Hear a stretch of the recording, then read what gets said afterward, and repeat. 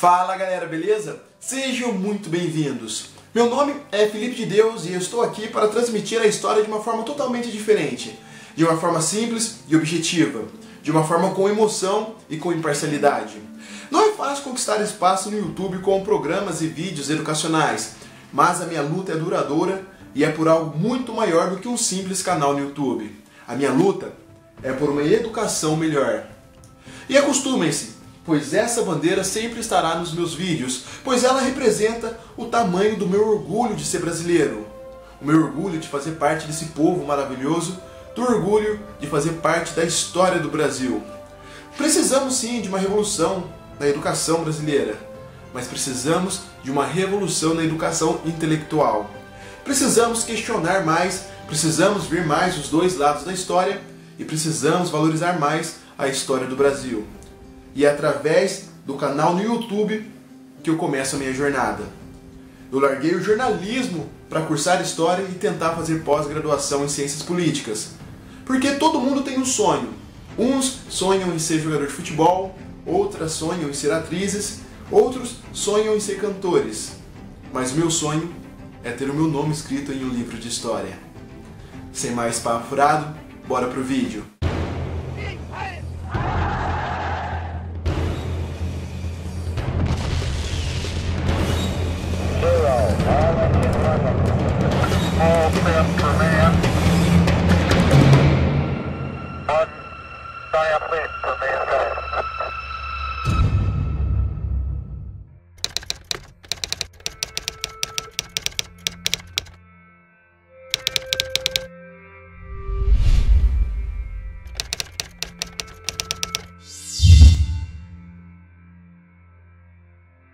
Durante a Primeira Guerra Mundial, as indústrias norte-americanas produziram e exportaram quantidades gigantescas de produtos para os países europeus.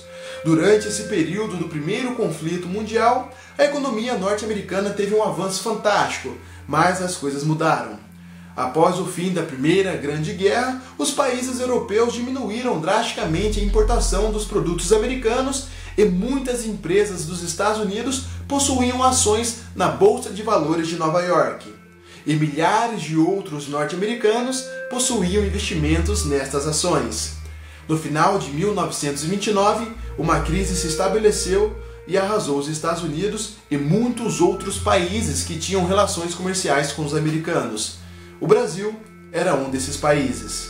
A crise foi tão devastadora que inúmeras empresas faliram, pessoas ricas passaram da noite para o dia para a classe pobre e o número de desemprego atingiu 30% dos trabalhadores americanos. A crise foi tão grande que Bonnie e Clyde, o casal de ladrões mais famoso da história, chegou a assaltar um banco nos Estados Unidos que tinha apenas $68 nos cofres. Essa crise ficou mundialmente conhecida como a Grande Depressão.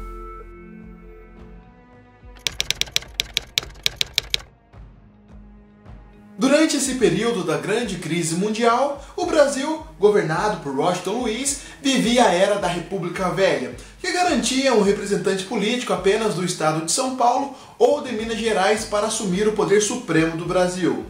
Nessa mesma época, a nossa política era composta pela poderosa e rica elite cafeeira, e tinha os Estados Unidos como principal comprador do café brasileiro. Com a Grande Depressão, a importação do café diminuiu drasticamente e o preço do produto caiu quase que 50%, o que levou muitos cafeicultores à falência. Por outro lado, alguns outros cafeicultores começaram a investir fortemente no setor industrial brasileiro, alavancando fortemente a nossa indústria. Durante essa grande crise mundial em 1929, uma nova eleição estava para acontecer aqui no Brasil e os principais candidatos eram Júlio Prestes, do PRP, e Antônio Carlos Ribeiro, do PRN. Porém, os candidatos e os partidos entraram em um desentendimento pela sucessão do país. Todos esses problemas econômicos e políticos abriram margem para o surgimento da Aliança Liberal, com políticos do Rio Grande do Sul, Minas Gerais e Paraíba. João Pessoa e Getúlio Vargas se candidataram prometendo ao povo voto secreto, criação de leis trabalhistas e o incentivo à produção industrial. Mas no fim, foi Júlio Prestes quem ganhou as eleições de 1930. Mas a Aliança Liberal não aceitou a decisão das urnas. Em meio à confusão, João Pessoa foi assassinado e tal crime foi utilizado como pretexto para a união da oposição contra o governo, causando uma aliança militar formada pelo estado do Rio Grande do Sul, Minas Gerais, Paraíba e Pernambuco, para impedir a posse de Júlio Prestes.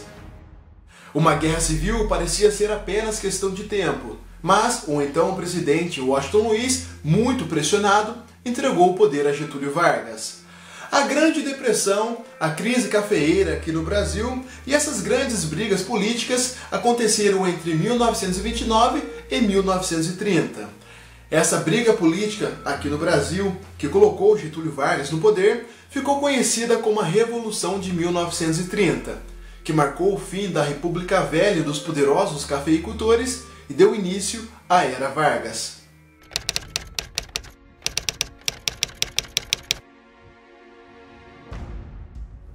A Era Vargas foi marcada por 3 momentos importantes: o governo provisório, o governo constitucional e pelo Estado Novo. O governo provisório durou de 1930 a 1934 e foi marcado pela grande presença dos militares nos principais cargos políticos. Getúlio Vargas centralizou o poder, eliminou os órgãos legislativos federal, estadual e municipal, enviando representantes de seu governo para assumir o controle dos estados, e impediu um conjunto de leis que regiam a nação. Com todas essas atitudes tomadas pelo governo de Vargas, um clima de tensão entre as antigas oligarquias e os militares políticos se estabeleceu na política brasileira e teve grande impacto principalmente no estado de São Paulo. Os opositores exigiam a elaboração de uma Assembleia Constituinte, mas o governo de Vargas resistia. Acabou ocorrendo um conflito armado entre os opositores e o governo que ficou conhecido como a Revolução Constitucionalista de 1932. O movimento dos opositores foi derrotado, mas o governo acabou executando algumas mudanças. Inspiradas nas constituições alemãs, a Carta de 1934 estabeleceu poderes ao Poder Executivo, criou medidas democráticas, criou bases de uma legislação trabalhista, estabeleceu a primeira eleição presidencial pelo voto da Assembleia, sancionou o voto secreto e o voto feminino. No fim, com a maioria do Congresso ao seu lado, Vargas conquistou um novo mandato.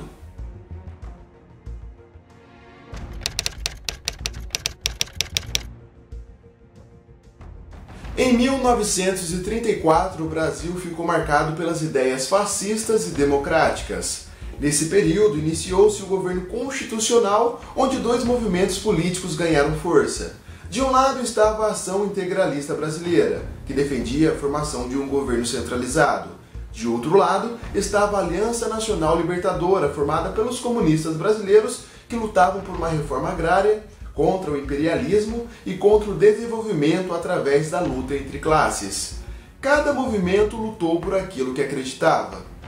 Foi durante o governo constitucional que a mídia foi usada fortemente para manipular e formar opiniões de um povo. Getúlio Vargas fundou o Departamento Administrativo do Serviço Público e o famoso Departamento de Imprensa e Propaganda, que além de fiscalizar os meios de comunicação, transmitia apenas o lado positivo do governo Vargas. Em 1935, integrantes da Aliança Nacional Libertadora iniciaram grandes revoltas no Rio Grande do Sul, no Recife e no Rio de Janeiro, mas o movimento conhecido como a Intentona Comunista foi controlada pelo governo. Após esse episódio que causou inúmeras mortes, Getúlio Vargas declarou o estado do sítio e aumentou ainda mais seus poderes políticos, perseguiu os opositores e desarticulou o movimento comunista brasileiro. Getúlio Vargas ainda anulou a Constituição de 1934 e cancelou as eleições que estavam para acontecer em 1937. Tempos depois, Vargas dissolveu o poder legislativo e passou a governar o Brasil com poderes supremos, dando início ao Estado Novo, um governo menos democrático e mais ditatorial.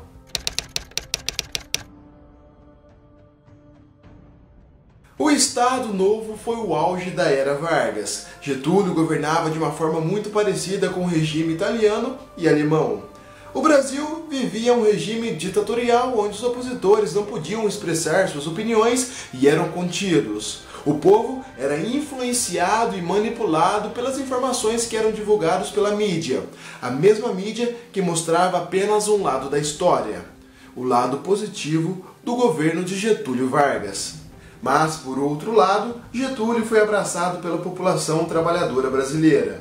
Foi durante o Estado Novo que o Brasil deu grandes saltos econômicos e trabalhistas.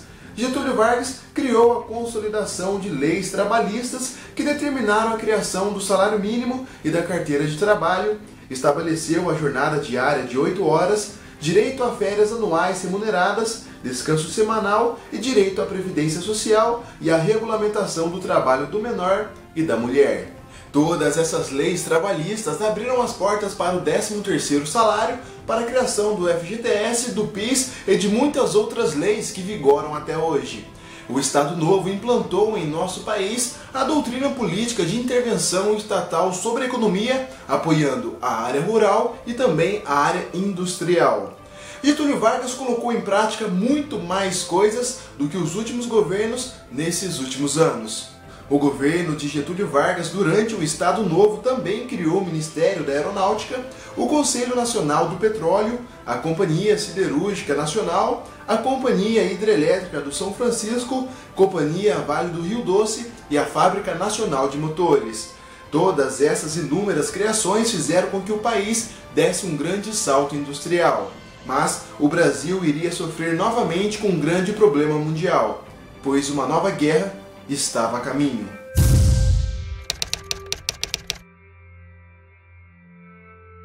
Em 1939, a Alemanha nazista, comandada por Adolf Hitler, invadiu a Polônia, dando início à Segunda Guerra Mundial. O posicionamento estratégico do território brasileiro preocupou tanto as forças do eixo quanto as forças dos aliados. Getúlio Vargas tinha adotado um regime ditatorial inspirado no regime criado por Mussolini na Itália. Por isso, muitos países achavam que o Brasil poderia lutar ao lado do eixo na Segunda Guerra.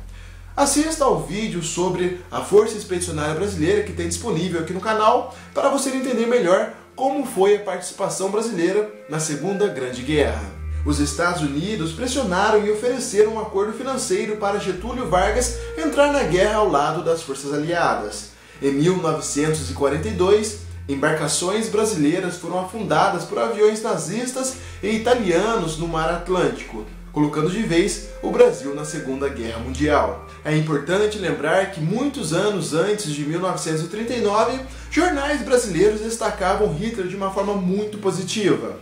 Getúlio Vargas entrou em uma guerra para combater aquilo que praticava, um regime ditatorial. Essa contradição causada pelo presidente brasileiro deu brecha para o crescimento da oposição. Em 1943 foi publicado o Manifesto dos Mineiros, pedindo a redemocratização do país. O Brasil entrava em uma nova crise política e a rejeição de Getúlio Vargas começava a crescer. O presidente brasileiro foi forçado e pressionado a libertar presos políticos, permitir a liberdade de organização partidária, convocar uma nova Assembleia Nacional Constituinte e marcar finalmente as novas eleições. No dia 29 de outubro de 1945, Getúlio Vargas renunciou à presidência do Brasil, colocando fim na Era Vargas. Getúlio Vargas é considerado por muitos um dos maiores brasileiros da história e um dos melhores presidentes que este país já teve. Getúlio, como qualquer outro grande líder, teve os que apoiaram e os que eram contra. Tomou decisões certas e erradas, mas com certeza fez uma grande diferença no Brasil. Muito obrigado pela participação e conto com vocês no próximo vídeo. É o primeiro dia de encontro entre os trabalhadores e o novo governo.